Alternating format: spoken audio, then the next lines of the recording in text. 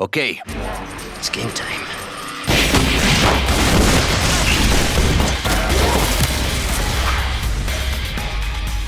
Shoot! Get down!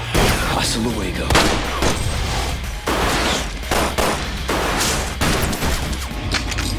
I have this. Feast on this!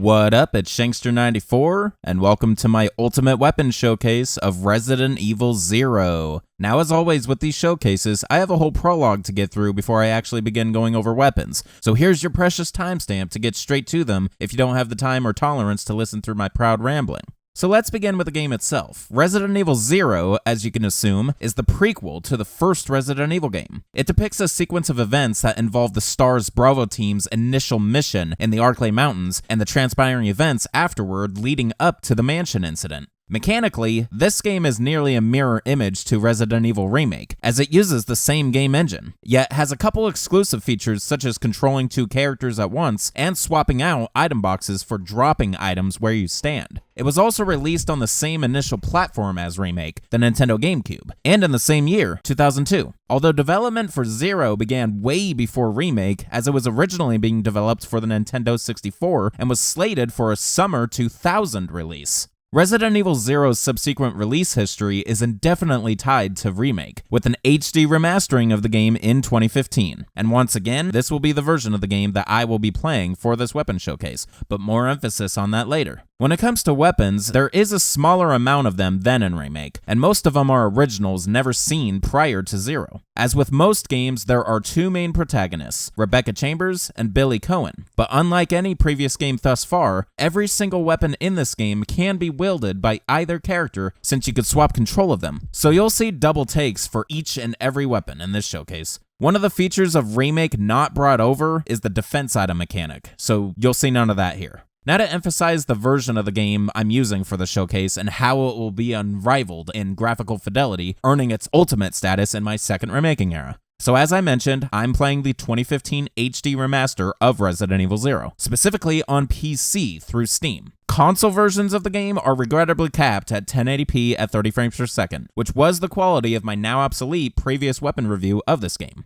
On PC, however, the in-game video settings allow up to a resolution of 3840 by 2160, aka 4K, which is a step up from Remake as that game's maximum provided resolution was only 2560 by 1600, and once again at a variable frame rate that caps at 120 frames per second, as you can see in my benchmark. And once more, I am recording all of those frames for optimum slow motion playback during weapon testing. If you haven't figured by now, the way I present this game's weaponry will be exactly the same as Remake's Ultimate Weapon Showcase, which there's no exception for my next point. Let's flash back to 6 years ago when I made the last showcase of Zero's weapons and recall something I said in its prologue. This is a remaster of an earlier weapon review I had for Resident Evil 0.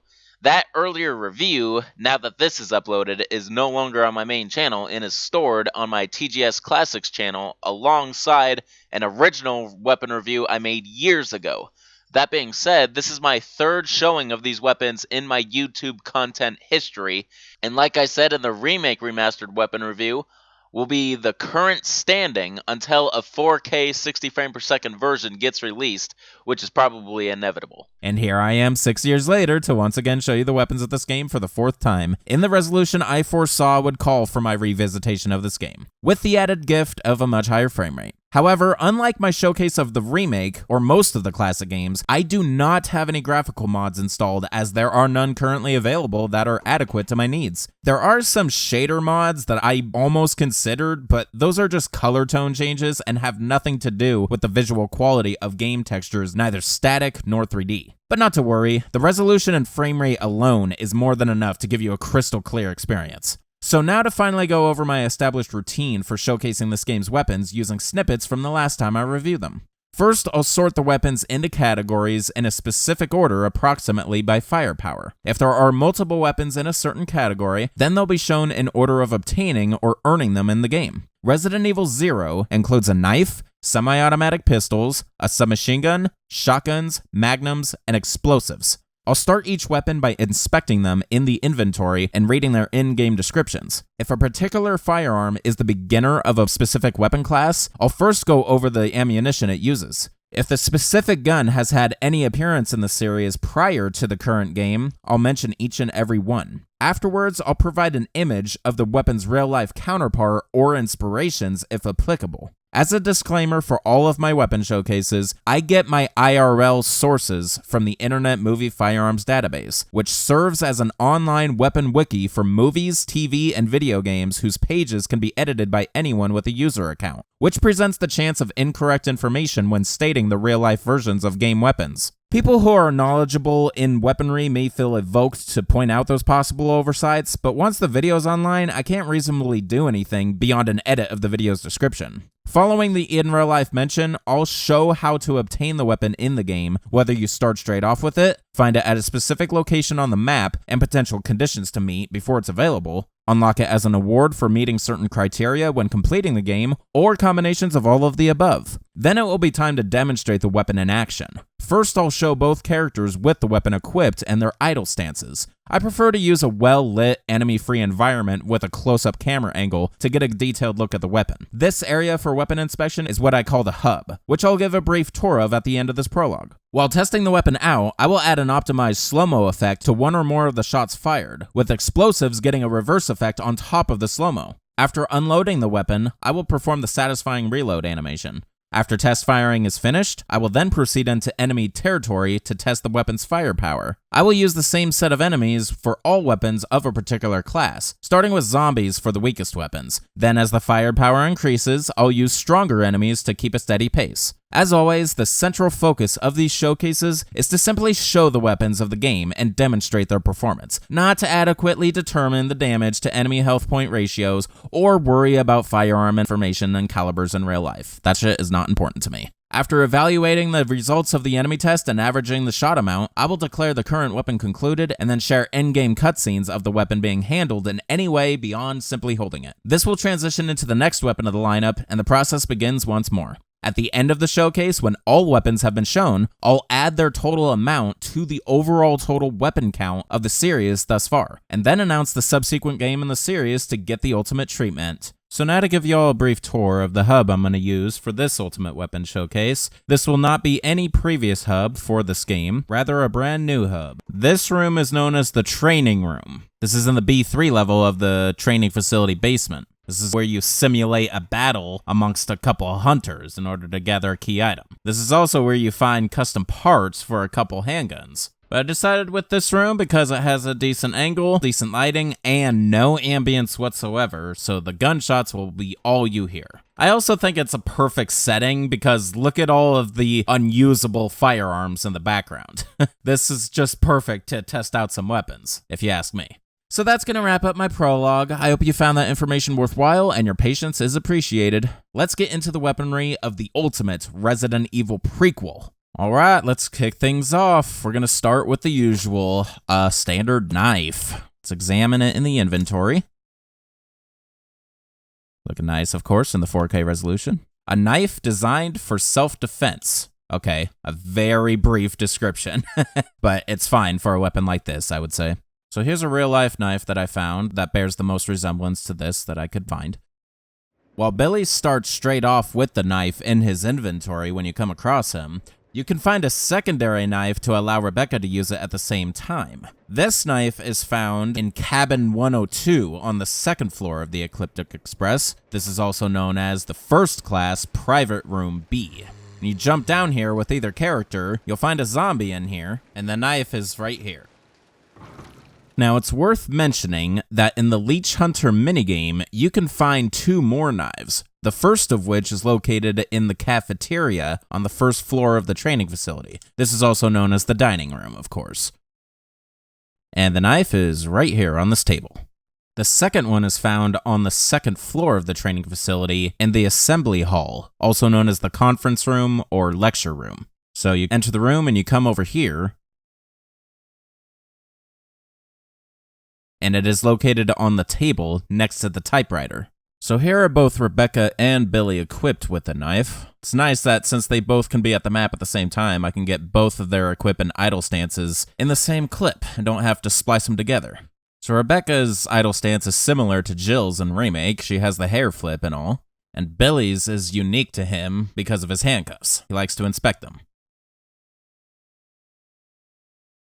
Alright, now time to test it out.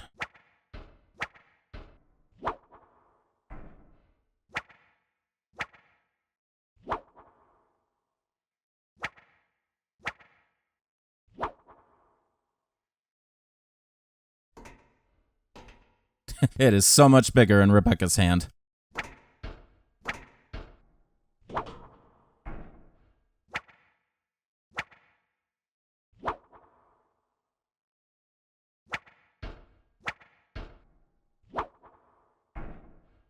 Alright, so I think clearly Billy handles it just a little better than Rebecca with the slashing animation. They're the same exact animations carried over from Resident Evil Remake. Alrighty, well, we are going to test the knife on the most basic enemy in the game, a standard zombie. I'm going to use the same exact spot as my previous rendition of the showcase because it's quite an advantage.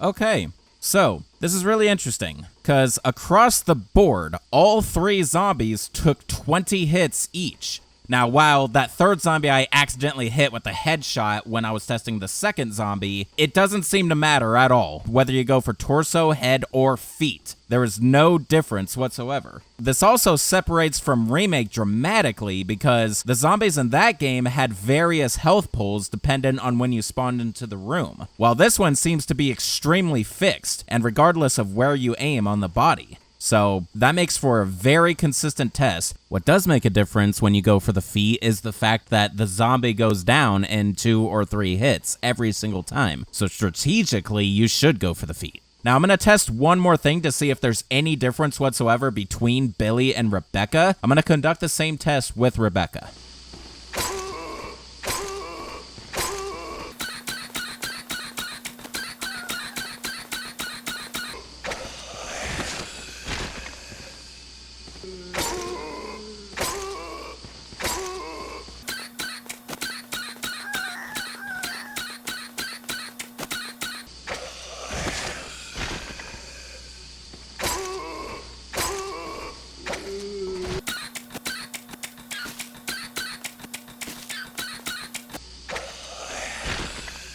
Okay, even with Rebecca, it is 20 across the board. Very, very fixed variables here. I even went out of my way and didn't let the zombie get up this time when I was going for the downward shots, just to see if there was a difference, maybe some armor while they're in animation or something, but no, it doesn't seem to be the case. So yeah, the only other thing I kind of want to do, just to make sure it's not just this set of zombies that are fixed, I'm gonna try some different zombies in the game and see if they take 20.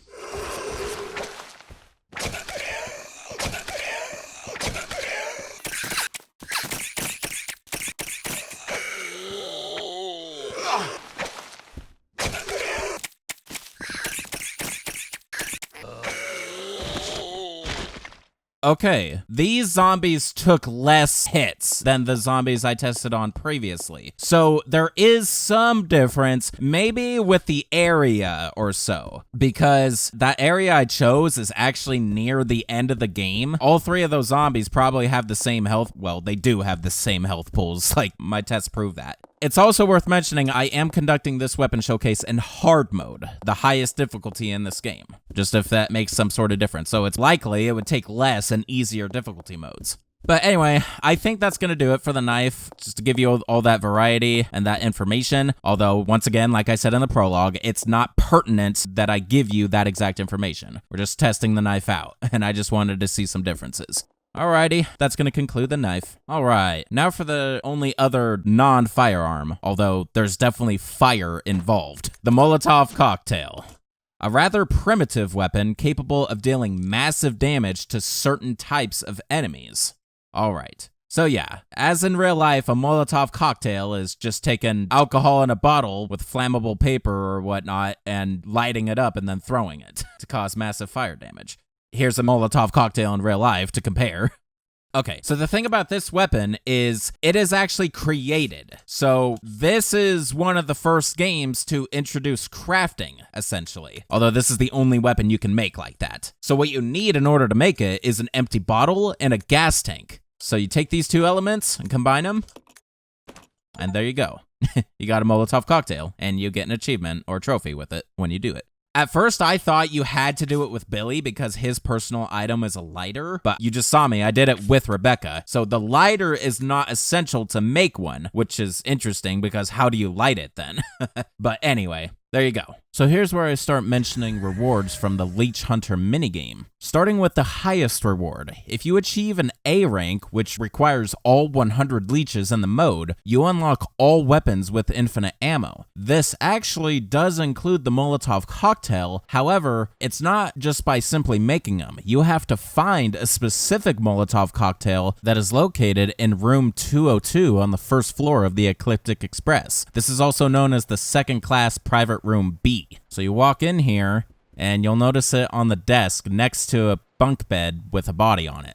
Now here are both characters with the Molotov cocktail equipped. And of course their idle stances.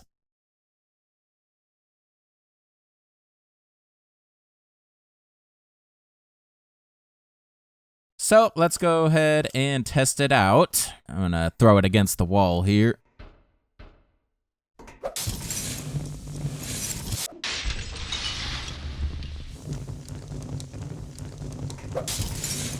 Can only throw one direction. You can't aim up or down with it.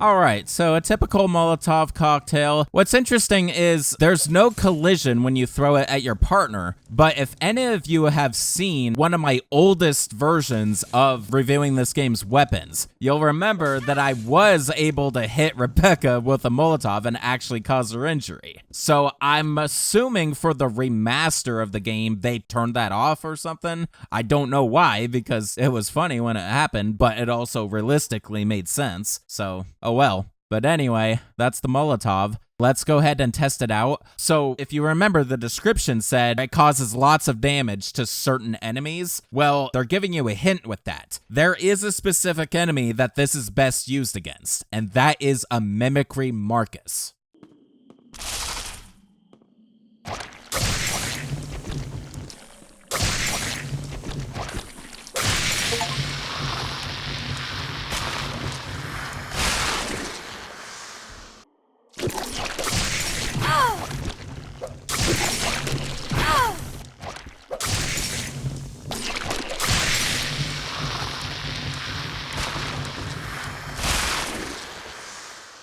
Okay, so I tested on two different Mimicry Marcus. The second one, I missed a direct hit, and he only got hit with the splash damage, so it makes sense why he took 4, while the first one took only 3. So, like 3 to 4, depending on if you hit them directly or not. Possibly 5 if you only do splash damage. But yeah. Always try to go for the direct hit, obviously. For Mimicry Marcus, it is always best to use a Molotov Cocktail or any other means of fire and flame. Because if you defeat those things by any other means, then they have this dying animation where they explode and they hit you with the projectile leeches if you're within sight of it. And it could cause major damage. Alright, that is going to conclude the Molotov Cocktail. Alright, let's turn on the heat. We're moving into the firearms, and we are going to start with a very familiar looking pistol, the handgun, as it's called in the game. However, since we're starting our first firearm category, let's first go over the ammo. Handgun ammo, classic red box, holds 9x19 parabellum rounds for use with handguns. Alright, that much is obvious. Luger high power bullets for handguns. Alright, now to look over the actual pistol. Looking nice, of course. The standard equipment for STARS officers. It uses 9mm parabellum rounds. Alright, so yep, it's the obvious samurai edge, as you can see on the other side here. Now this is the original standard model for STARS members, because every member of the STARS Bravo team was supplemented with this handgun, while members of the Alpha team got their handguns customized for their needs. Now, I was made aware that apparently in the original version of Resident Evil 0, Rebecca gets Jill's version of the Samurai Edge for some reason, and then in the remaster, they fixed that. On the side, it says Mod Samurai Edge law enforcement use only. That's how you could tell that it's the original model, while all the customized models had the Kendo logo on it. So we obviously have seen this pistol before, the Samurai Edge, first in Resident Evil 3 Nemesis, and then just in the last game, Resident Evil Remake. Now, of course, at base model, this is once again the Beretta 92FS Brigadier. It's just heavily customized to be the Samurai Edge. By which, of course, here's a Tokyo Maori version of the actual Samurai Edge. You gotta love them for making video game weapons. Alrighty then. So the STARS handgun is Rebecca's personal weapon, so she starts straight off with it in both the main game and the Leech Hunter minigame. However, in Leech Hunter, you can find a secondary handgun fully loaded in the drawing room, also known as the living room or the room with crows. You walk in, and it is right here on the coffee table. Now, I gotta go over this too, the handgun parts. So, this is the first game since Code Veronica where you get parts for a gun. Now, these handgun parts can be used with either of the two pistols in this game. So let's go over those. A set of various parts consisting of a scope and a scope mount. Equipping these on a handgun will greatly increase the gun's firing precision. Essentially, the critical rate will go up, because the handguns, once again, have critical rate. The location of the handgun parts are in the training room, on the B3 level of the training facility basement. You have to get the locker key first, which is located in the waterfall room on the same level. Once you have the key, you use it.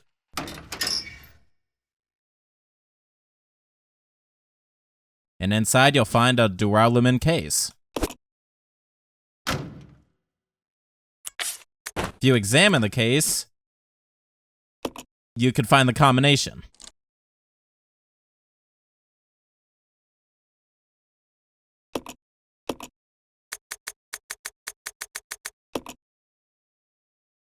You open it, and there are the handgun parts. Now, it's worth mentioning at this point, there were supposedly gonna be more custom parts for other weapons as well, but the developers scrapped it before the game's official release. I'll go over those in more emphasis at the end of the showcase if I could find some screenshots and everything. Now, here are both characters with the STARS handgun equipped, and here are their idle stances.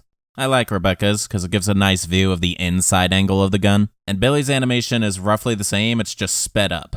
Alright, so of course being custom parts, I will overview the pistols twice each. So first let's test it out with no parts at base value.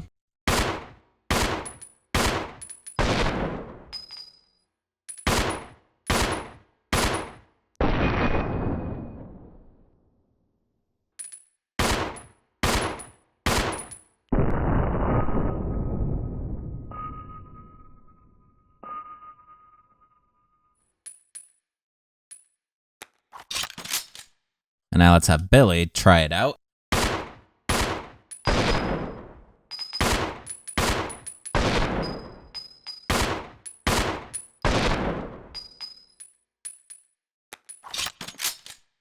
Alright, so even though this handgun isn't made for him specifically, he does fire it faster than Rebecca. Probably because he has a better aiming stance, and, I mean, he worked for the military, so. So now let's go ahead and test this out on some zombies.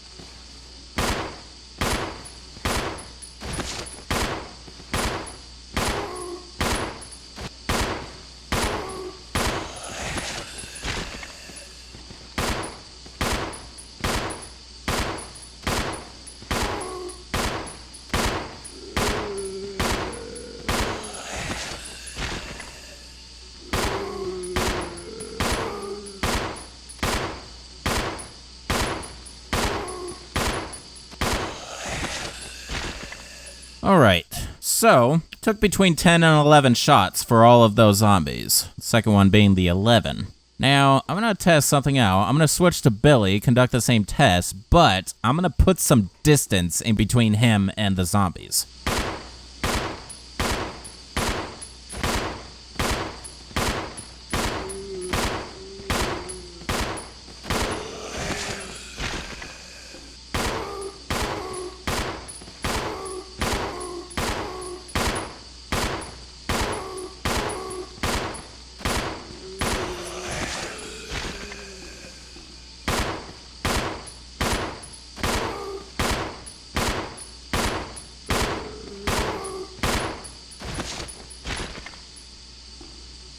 Okay, so, while the health pools of the enemies probably are very fixed, there is a difference, it seems, when distance is involved. So, I conducted the same test with Billy as I did Rebecca, but instead, the first two zombies I made sure to be far away, and they took 12 and 13 shots, while the last one I did a close-up again, and it took only 10. So distance does make a difference, but not necessarily where you hit them on the body. So that's something to consider when you're playing. Obviously, with handguns, though, you probably aren't going to be firing close up like that all the time. I was only able to do that because I'm exploiting a little barrier glitch right here in this area. But normally, you would probably be mid to far range with the pistol. So yeah, I would probably put the average somewhere between 11 and 13. But yeah, something to consider, and glad I discovered that and was able to point that out for you guys. Alright, so now we're done testing the pistol out at base level. Now we're gonna go back to the hub and take a look at it with the parts attached. Combine them with Rebecca's handgun.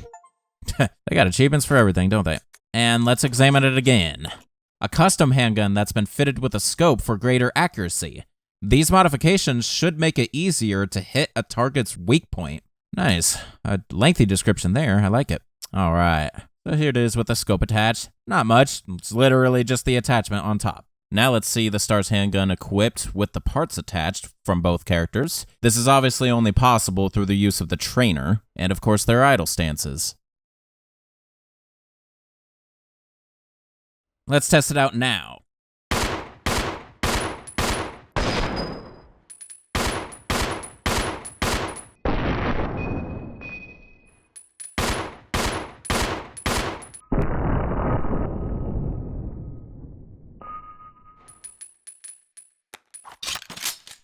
And now with Billy.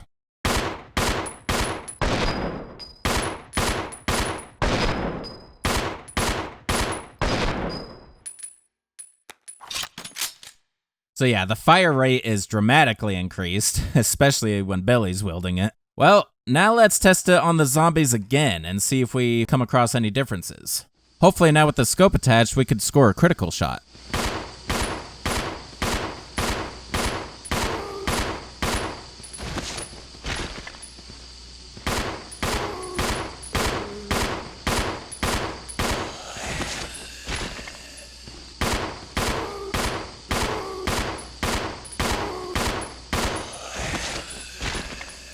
Okay, so it took between 8 and 9 shots, so I'm convinced that there's also a slight power increase as well. Like, how else do you explain that? And I wasn't at completely close range either. So yeah, they don't really say it, but there is a small power increase as well. Now, before I conclude this handgun, I have to score at least one critical for you guys with Rebecca and her personal handgun. So I'm gonna keep trying on multiple different zombies until it happens. I'll just forward you guys straight to the clip that it does happen.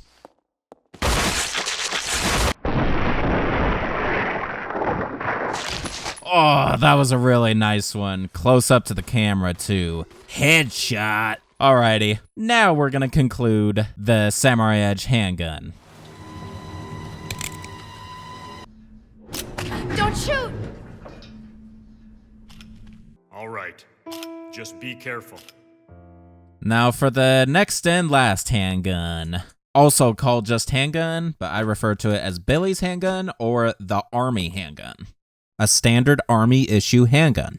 It uses 9mm parabellum rounds. All right, not much of a description there, but here it is. You can't read the text at all on the side there. It is illegible. All right. This is the first time we've seen this type of pistol in the series, so there's nothing previous to compare it to. So according to IMFDB, it's an M1911 type pistol. It's not explicitly saying it's a Colt 1911, but a type. That much is obvious. According to the website, it's a Beretta 92 style open slide and front sight, a target rear sight, and the front end in the style of an older M1902 or M1903 pistol. So this is just a heavily custom pistol, apparently. A base model, I would just say it's a Colt 1911. I mean, look at it. All right. Now, this handgun is Billy's personal item, so he starts straight off with it in both the main game and Leech Hunter. However, you can find an already customized Army handgun in the infirmary on the second floor of the training facility, also known as the medicine room. So when you get in, you can see it right there in plain sight on the bed. So it's worth mentioning that you can get infinite ammo for both of the handguns if you achieve a D rank in Leech Hunter. To achieve a D rank, you have to gather 30 to 59 leeches total. Now here's the Colt equipped with both characters, once again only doable through a trainer. And here are their idle stances.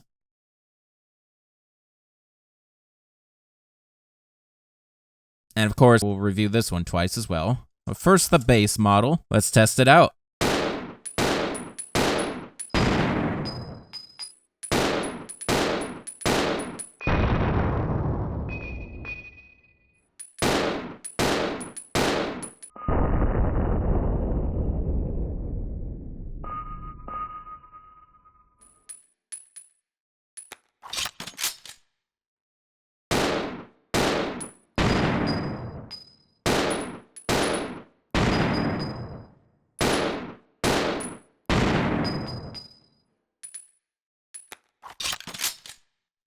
All right, and Rebecca's hands, it seemed a little bulky and maybe just a little too much for her. Now let's go ahead and test this on a zombie and see if there's a difference between it and Rebecca's handgun.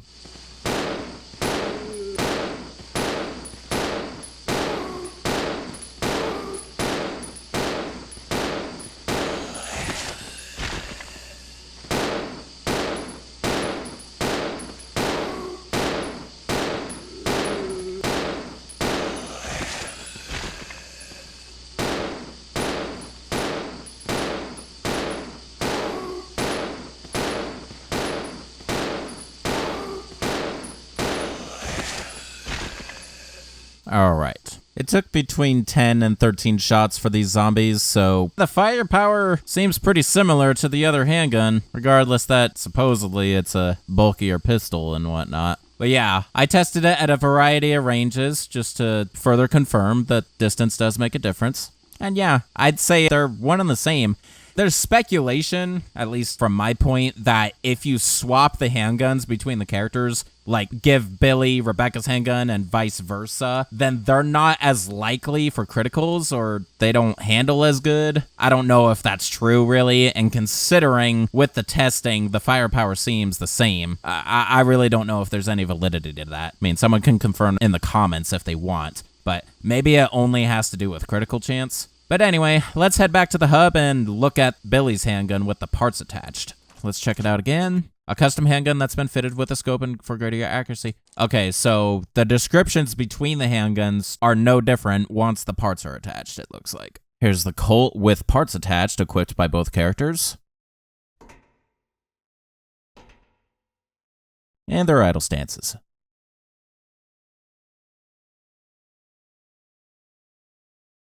Alright, now I'll test it out once more.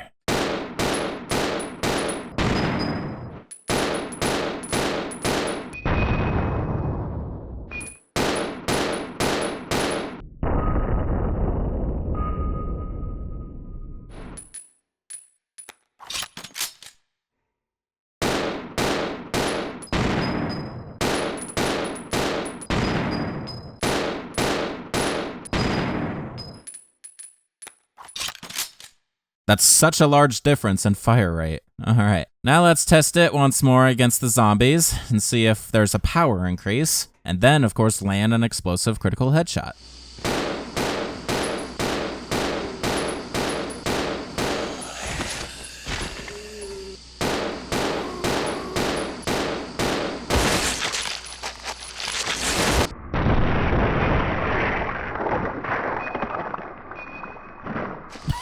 All right.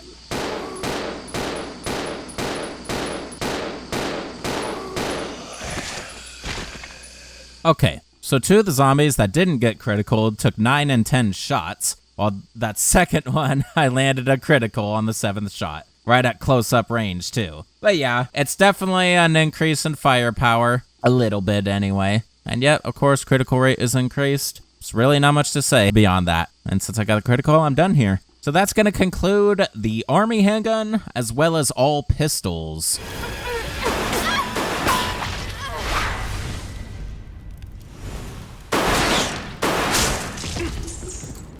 Now let's increase the fire rate dramatically and move into the one and only submachine gun.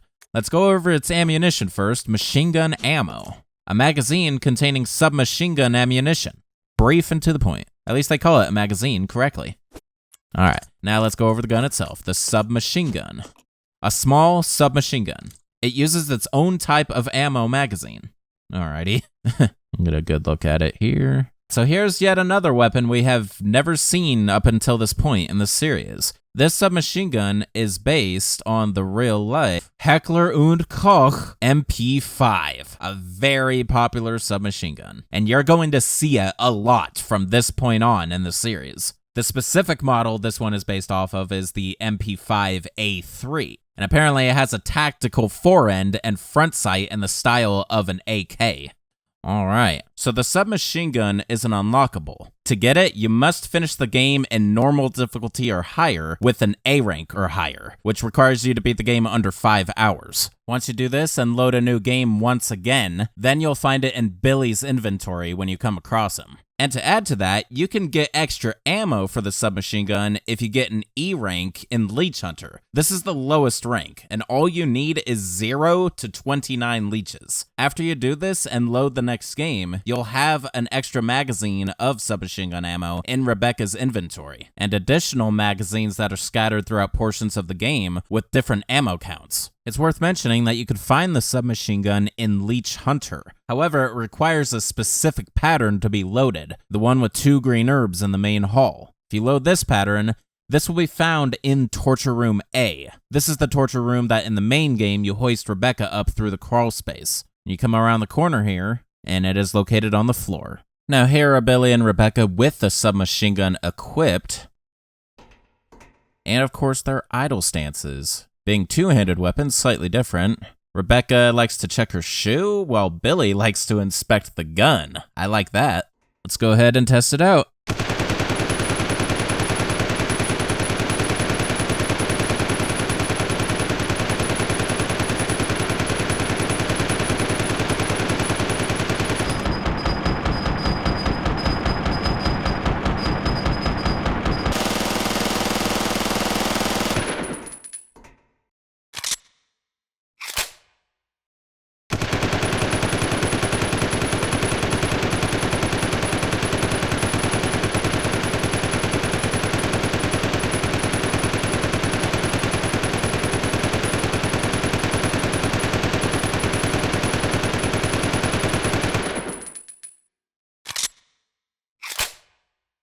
All right, good stuff. You can find spare MP5s in this room, as you can see. All right, well, being a submachine gun, which typically is no stronger than a handgun, more like weaker, I'm definitely going to test this on a zombie as well.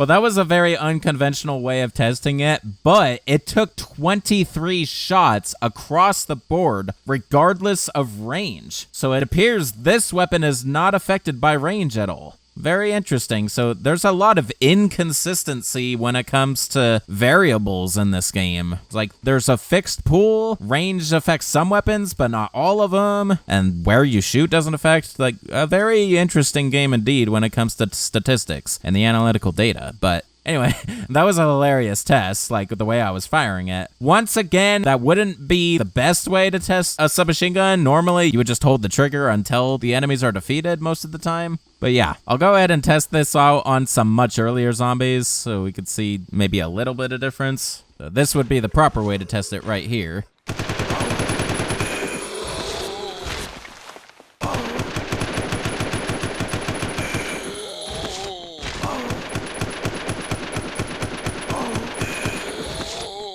Yeah, that only took like 14 or 15, that last one. I didn't really keep count for the other two. But yeah, these are much weaker zombies, so clearly zombies get stronger throughout the game. That's a general rule of thumb with most games, I think. Alrighty, well, I think I've had enough fun with the submachine gun. That's gonna go ahead and conclude it, and that's the one and only submachine gun.